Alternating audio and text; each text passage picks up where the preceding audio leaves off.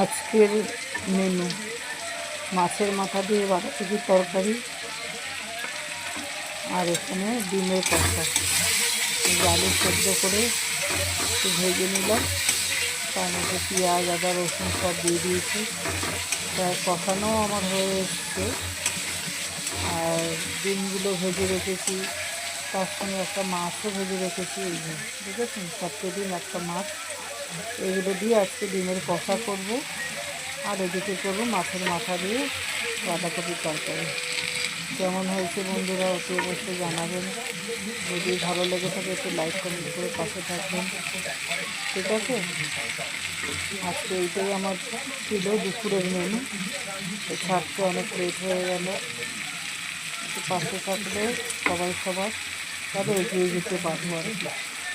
ঠিক আছে, ভালো থাকবেন, সুস্থ থাকবেন।